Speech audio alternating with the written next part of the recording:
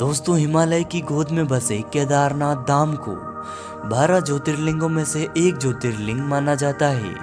हिंदू पुराणों में साल के करीब 6 महीने तक हिम से आच्छादित रहने वाले इस पवित्र धाम को भगवान शिव का निवास स्थल बताया गया है। ऐसा माना जाता है कि यहाँ भगवान शिव त्रिकोण शिवलिंग के रूप में हर समय विराजमान रहते हैं।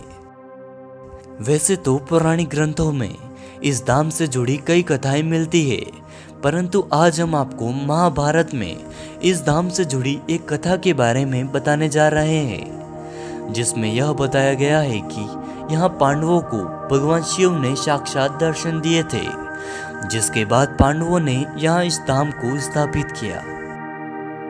तो चलिए दोस्तों, अब हम बाबा केदारनाथ के दर्शन करते हैं और साथ ही इनसे जुड़े रहस्यों के बारे में जानते हैं। इस वीडियो को लाइक और शेयर जरूर करें। चैनल को सब्सक्राइब कर नोटिफिकेशन बेल को भी जरूर दबाएं।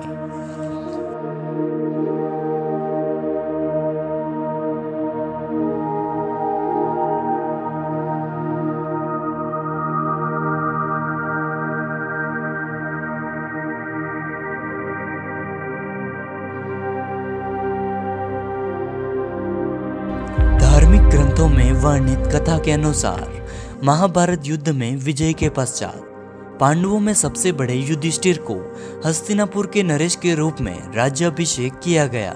उसके बाद करीब 4 दशक तक युधिष्ठिर ने हस्तिनापुर पर राज किया। इसी दौरान एक दिन पांचों पांडव भगवान श्री कृष्ण के साथ बैठकर महाभारत युद्ध की समीक्षा कर रहे थे। समीक्षा में पांडवों ने श्री कृष्ण से कहा कि हे नारायण, हम सभी भाइयों पर ब्रह्म हत्या के साथ अपने ही भाई बंधुओं की हत्या का कलंक है। इस कलंक को कैसे दूर किया जाए? तब कृष्ण ने पांडवों से कहा कि युद्ध में भले ही तुम्हारी जीत हुई हो, लेकिन तुम लोगों ने अपने गुरु और अपने भाई बंधुओं को मारने का पाप किया है। इस कारण तुम भी पाप के भागी हो।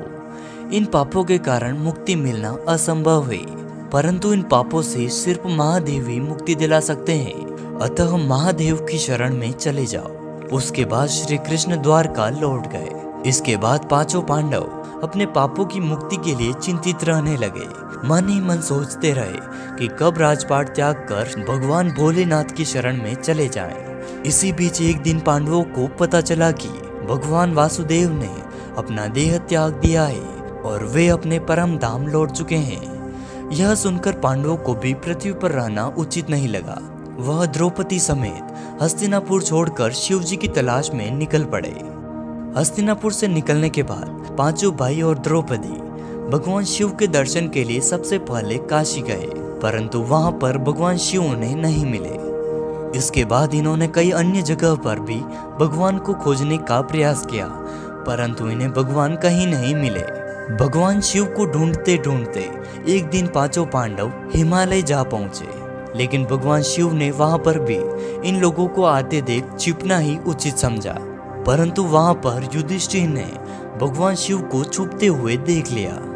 तब युधिष्ठिर ने भगवान शिव से कहा कि हे प्रभु, आप कितना भी छुप जाएं, लेकिन हम आपके दर्शन किए बिना नहीं जाएंगे। मैं यह भी जानता हूं कि आप इसलिए छुप रहे हैं क्योंकि हमने पाप किया है। युधिष्ठिर के इतना कहने के बाद पांचों पांडव आगे की ओर बढ़ने लगे। तभी भगवान शिव एक बैल के रूप में उन पर झपट पड़े, लेकिन पांचों पांडव भी उन पर झपट पड़े। पांडवों के बल से उस बैल का सिर धड़ से अलग हो गया। सिर धड़ से अलग होने के बाद वहां पर एक शिवलिंग प्रकट हुआ और उसके साथ ही भगवान शिव भी प्रकट हुए। भगवान शिव, जो कि भोलेनाथ है, उन्होंने पांडवों के सभी पाप क्षमा कर दिए। और इस तरह आज भी केदारनाथ में जो शिवलिंग है वह बैल के कुल्हे के रूप में है।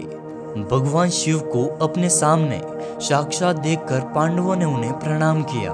उसके बाद भगवान शिव ने पांडवों को उन्हें स्वर्ग का रास्ता बताया। उसके बाद पांडवों ने उस शिवलिंग की पूजा अर्चना की और दोस्तों, इस तरह वहां पर शिवलिंग स्थापित हुआ। दोस्तों, क्योंकि पांडवों को स्वर्ग जाने का रास्ता स्वयं महादेव ने बताया था, इसलिए हिंदू धर्म में केदारनाथ के दर्शन का संकल्प लेकर अगर कोई भी व्यक्ति घर से निकलता है और उसकी मृत्यु हो जाती है तो माना जाता है कि उसे पुनः जन्म नहीं लेना पड़ता, उसकी भी इस संसार से मुक्ति हो जाती है। तो दोस्तों हमें कमेंट में बताइए कि आपको यह कथा कैसी लगी। अगर आपने इस चैनल को सब्सक्राइब नहीं किया है तो इस चैनल को सब्सक्राइब कर नोटिफिकेशन बेल को जरूर दबाएं और कमेंट बॉक्स में लिखिए हर हर महादेव।